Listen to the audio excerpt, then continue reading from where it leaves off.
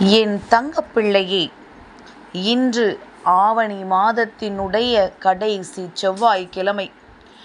இன்று இந்த நாளில் என் பிள்ளை, நான் சொல்கின்ற இந்த ஒரு பொருளை உன்னுடைய தலையை சுற்றி நீ எரித்து விட வேண்டும். என் குழந்தையே, பல கஷ்டங்கள் உனக்கு நீங்க போகின்றது. உன்னை ஆட்டி படைத்த பல பிரச்சனைகள் உன்னை விட்டு விலகி ஓடப் போகின்றது. உனக்கா நாம் பிரச்சனைகளை கொடுத்தோம் என்று சொல்லி உன்னுடைய எதிரிகளும் உன்னுடைய துரோகிகளும் உன்னை விட்டு ஓடப் போகின்றார்கள். அதற்கான நாள் வந்துவிட்டது. அதற்கு நான் சொல்கின்ற இந்த ஒரு பொருளை மட்டும் நீ உன்னுடைய தலையை சுற்றி எரித்து விட்டால் போதும். நிச்சயமாக என் பிள்ளை, இந்த தாயானவள் உன் வாழ்க்கையில் என்ன நடத்தப் போகிறேன் என்பதனை கண்கூடாக தெரிந்து கொள்வாய். உனக்கிருக்கின்ற பிரச்சனைகள் என்னவென்று உனக்கு எவ்வளவோ எடுத்துச் சொல்லியும் சில நேரங்களில் அதை உன்னால் சரியாக புரிந்து கொள்ள முடிவதில்லை.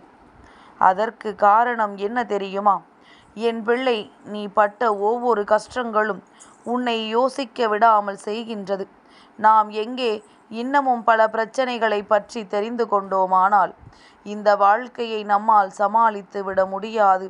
மேலும் மேலும் நமக்கு துன்பங்களும் துயரங்களும் வந்து கொண்டே இருக்கும் என்று சொல்லி என் பிள்ளை அதை பற்றி யோசிப்பதையே நீ நிறுத்தி கொண்டாய். அதனால்தான் ஒரு விஷயம், ஒரு பிரச்சனை என்று சொன்னால் அதை ஏற்றுக்கொள்ள உன் மனம் சம்மதிப்பது கிடையாது. மேலும் மேலும் அதற்குள்ளேயே போய் நின்று கொண்டு கஷ்டங்களை அனுபவிக்க விருப்பமில்லாமல் ஒதுங்கி செல்கின்றாய். என் பிள்ளையே, இங்குதான் நீ மிகப்பெரிய தவறை செய்து கொண்டிருக்கின்றாய். அது என்ன தெரியுமா? ஒரு பிரச்சனை ஒன்று வரும் பொழுது அது என்னவென்று தெரிந்து அந்த பிரச்சனையை முடிக்க நீ முயற்சி செய்ய வேண்டும். அந்த பிரச்சனையை உன்னோடு இழுத்து சென்று கொண்டிருக்க கூடாது. நீ அதை உன்னோடு இழுத்து செல்ல செல்ல அது உன்னுடைய வாழ்க்கையில் மீண்டும் மீண்டும் நீண்டு கொண்டேதான் இருக்குமே தவிர ஒரு நாளும் அது முடிவுக்கு வரப்போவது கிடையாது. இதனால் என் பிள்ளை, இந்த வாழ்க்கையில் நீ அனுபவித்த பிரச்சனைகள் ஏராளம். சற்று திரும்பிப்பார், நான் என்ன சொல்ல வருகிறேன் என்பது உனக்கு புரியும். நீ அதை முடிக்காமல் செல்ல செல்ல அந்த பிரச்சனை வேறு வேறு விதமாக விஸ்வரூபம் எடுத்து கொண்டே இருக்கும். அதனால் எதுவாக இருந்தாலும் சட்டென்று அதை முடித்துவிட இனியாவது என் பிள்ளை எப்பொழுதும் நீ துணிந்து நிற்க வேண்டும். அது மட்டுமல்லாமல் என் குழந்தையே, உன்னுடைய வாழ்க்கையில் உனக்கு கிடைத்திருக்கின்ற விஷயங்கள், நீ எந்த ஒரு விஷயத்தை முன்னின்று செய்து கொண்டிருந்தாலும் ஏதாவது ஒரு காரணத்தினால் அது உனக்கு தட்டி தட்டி போய்கொண்டிருக்கின்றது. நல்லது நடக்கப் போகிறது என்று நினைக்கின்ற நேரத்தில் உனக்கு கெடுதல் நடந்து விடுகின்றது. வாழ்க்கையின் நல்ல விஷயங்கள் நமக்கு நடந்து விட்டது என்று எண்ணி முடிக்கும் முன்னமே அதற்கு பின்னால் மிகப்பெரிய சோதனைகள் உன்னை வந்து சேர்ந்து விடுகின்றது. இத்தனை காலமும் இந்த வாழ்க்கையை கஷ்டப்பட்டு வாழ்ந்து கொண்டிருக்கின்ற நமக்கு இப்படியெல்லாம் எதனால் நடக்கின்றது? நாம் நினைப்பது ஒன்றும் வாழ்க்கையில் நடப்பதும் ஒன்றுமாக இருக்கின்றதே என்று சொல்லி என் பிள்ளை வேதனைப்பட்டு கொண்டிருக்கின்றாய் அல்லவா? என் தங்கமே, எல்லாவற்றிற்குமான காரணம் எனக்கு தெரியும். இப்பொழுதாவது இதை தெரிந்து கொள்ள நீ தயாராக இருப்பாயானால் உன் வாழ்க்கையில் உன்னை சுற்றி நடக்கின்ற ஒவ்வொரு விஷயங்களுக்கும் உனக்கு பதில் கிடைத்துவிடும். என் பிள்ளையே, முன்னேற்றம் என்பது நீ ஒன்றும் அத்தனை பெரிதாக எதையும் அடையவில்லை. ஏதோ வாழ்க்கையில் சிறு சிறு விஷயங்களை நீ கொஞ்சம் செய்து கொண்டிருக்கின்றாய். ஆனால் அது கூட இங்கிருப்பவர்களுக்கு பொறுக்கவில்லை. ஏதோ வாழ்க்கையில் நீ பெரிதாக செய்து விட்டது போல உன் மீதும் உன்னுடைய குடும்பத்தின் மீதும் இவர்கள் கண் திருஷ்டியை போட்டு விட்டார்கள். இவர்கள் போட்ட இந்த கண் திருஷ்டியினுடைய விளைவாகத்தான் உனக்கு நடக்கவிருக்கின்ற நல்ல விஷயங்கள் கூட உன்னை வந்து சேராமல் தட்டி சென்று கொண்டிருக்கின்றது என்பதனை முதலில் நீ புரிந்து கொள். நீ நினைக்கலாம், அம்மா, இதுவெல்லாம் ஒரு விஷயமே கிடையாது, கண் திருஷ்டி எல்லாம் ஒன்றும் கிடையாது. அப்படி இவர்கள் நினைத்தாலும் அதனால் என் வாழ்க்கையில் ஒன்றும் நடக்காது என்று நீ சொல்லிவிட்டு செல்லலாம். ஆனால் உண்மையில் உனக்கு நடக்கவிருக்கின்ற பிரச்சனைகளுக்கெல்லாம் காரணம் தெரியாமல் தானே நீ சுற்றி தெரிந்து கொண்டிருக்கின்றாய். அப்படியானால் அந்த காரணத்தை நான் சொல்லும் பொழுது அதை நீ ஏற்றுக்கொள்ள வேண்டுமல்லவா? அந்த காரணத்தை எனக்கு தெரிந்து நான் சொல்லும் பொழுது அதை நீ புரிந்து கொள்ள வேண்டுமல்லவா? இல்லை, நான் எதையும் நம்ப மாட்டேன் என்று நீ சொல்லிக் கொண்டிருப்பாயானால் பிரச்சனைகள் மேலும் மேலும் வரும்பொழுது அதை நீ அனுபவிக்கத்தான் வேண்டும். அம்மா உனக்கு எளிய வழியைத்தான் சொல்லிக் கொடுக்கின்றேன்.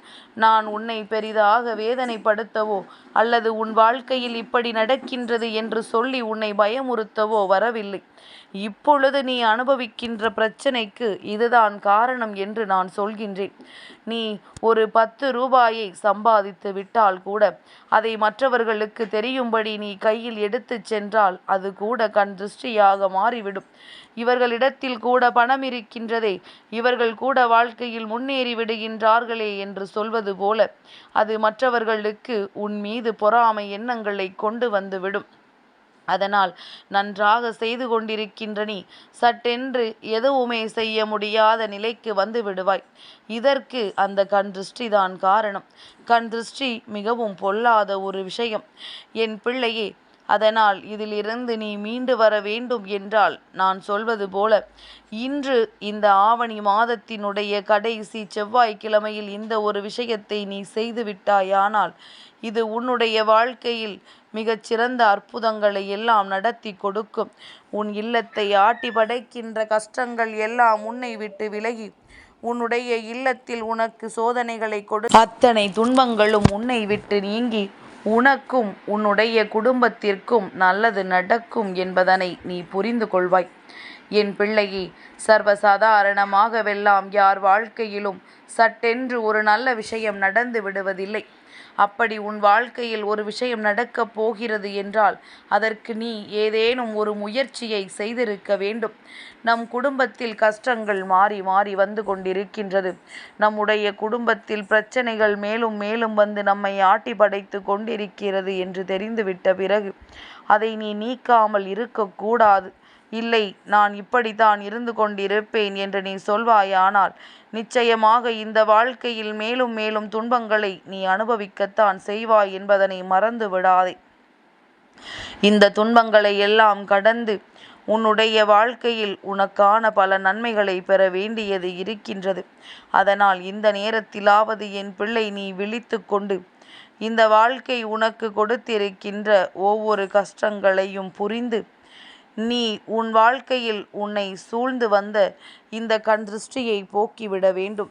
அதற்கு நீ என்ன செய்ய வேண்டும் தெரியுமா? என் பிள்ளையே, உன்னுடைய கையில் இன்று இருக்க வேண்டியது கற்பூரமும் ஒரு தீப்பெட்டியும் மட்டும்தான்.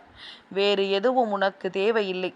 உன் இல்லத்தில் இருக்கின்ற அத்தனை பேருக்கும் தனித்தனியாக ஒரு கற்பூரத்தை எடுத்து அவர்களின் தலையை சுற்றி அவர்களின் உடல் முழுவதும் அதனால் நீ கண் திருஷ்டியை எடுக்க வேண்டும். அவர்களின் உடல் முழுவதும் நீ அதை வைத்து தொட்டுவிட்ட பிறகு கடைசியாக தலையை சுற்றி அதை நீ வெளியே கொண்டு வந்து விட வேண்டும். என் பிள்ளையே, இப்படி எல்லோரும் தலையை சுற்றிவிட்ட பிறகு மொத்தமாக அந்த கற்பூரத்தை உன்னுடைய இல்லத்தின் வாசலில் கொண்டு வந்து வெளியே வைத்துவிட்டு அதனை நீ எரித்து விட வேண்டும். இதை எரித்து அதிலிருந்து போகின்ற அந்த கரிய நிற சாம்பலில் இருந்து முதலாவதாக உன் குடும்பத்தில் இருக்கின்ற அத்தனை கண் திருஷ்டிகளும் கரிந்து போகும். அந்த புகையை பார்த்தாலே உனக்கு தெரியும் எந்த அளவிற்கு நமக்கு கண் திருஷ்டி இருந்திருக்கிறது என்று. என் பிள்ளையே, எல்லா நாட்களிலும் இதை செய்வோம், அதனால் உனக்கு பலன் உண்டு.